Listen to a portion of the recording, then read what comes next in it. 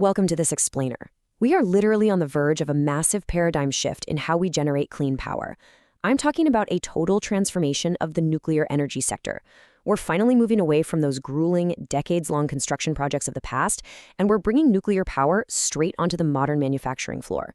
It's a huge deal. So let's just jump right into the big question. Can we build a nuclear reactor on an assembly line? Now, that's not just some theoretical thought experiment. It is the central engineering, and honestly, the central economic challenge driving today's energy revolution. For decades, we've treated nuclear plants as these massive, sprawling construction zones.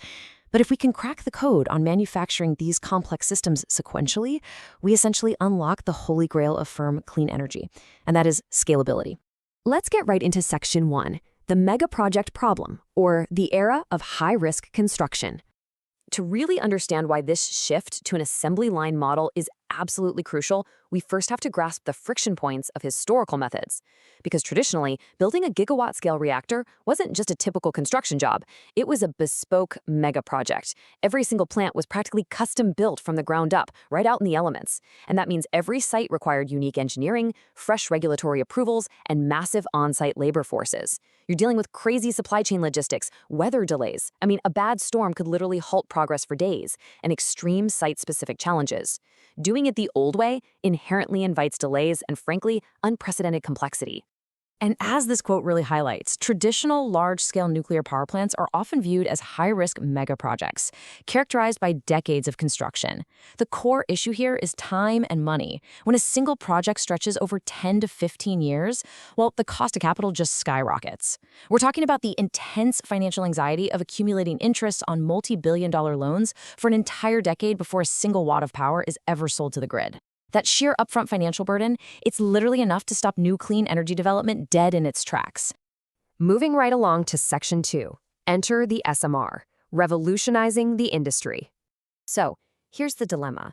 If we desperately need reliable baseload power, but we simply cannot afford the decades-long mega projects of the past, what exactly is the alternative? Well, this brings us to the small modular reactor, or SMR.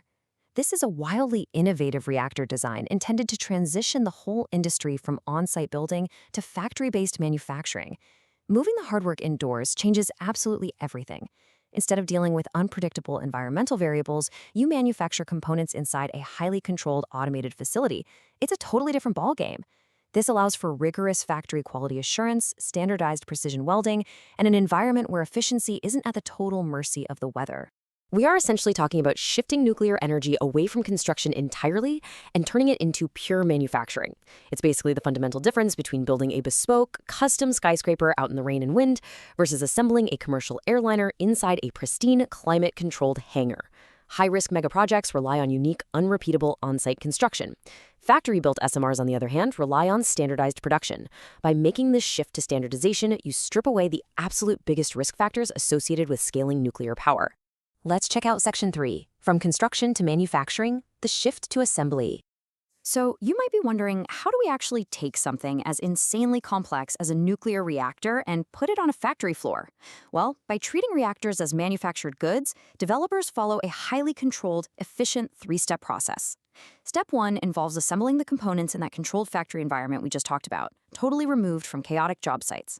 Then, for Step 2, these modules are designed specifically to fit right onto standard flatbed trucks or rail cars. That means you can transport pre-manufactured units directly to the location without needing specialized, impossible-to-permit, super heavy transport. And finally, Step 3 utilizes a slick plug-and-play architecture for fast, efficient on-site assembly. The heavy lifting is already done for you. This factory-built approach drastically slashes construction timelines. Check this out. We are dropping from a grueling 8 to 12 years for traditional mega projects all the way down to just 3 to 5 years for SMRs. Think about the compounding financial benefits here. Getting a plant operational 7 years earlier means 7 extra years of revenue generation to pay down your debt. It completely transforms the financial risk profile of the whole asset. You aren't just saving time, you are radically accelerating the path to profitability. Which leads us nicely into Section 4, the economics of standardization. The nth-of-a-kind approach. Shaving up to a decade off a construction timeline brings us to a really crucial industry concept, the nth-of-a-kind approach, or NOAC for short. Basically, this is a strategy to lower capital requirements through repetitive, efficient assembly processes and standardized production. See, historically, because nuclear plants were bespoke, every single one absorbed steep, first-of-a-kind, or folk costs. Design tweaks, unexpected regulatory hiccups, supply chain headaches. But with SMRs, you absorb that folk cost exactly once, on the very first module. By the time you are producing the 10th, 20th, or 50th unit, you are reaping pure NOAC margins. You just get better, faster, and cheaper with every single modular unit that rolls off the line. And thanks to this standard execution, developers are aiming to drop capital costs by a massive 30 to 50%. That is a real game changer. This matters immensely because a cost reduction of this scale isn't just a nice little discount.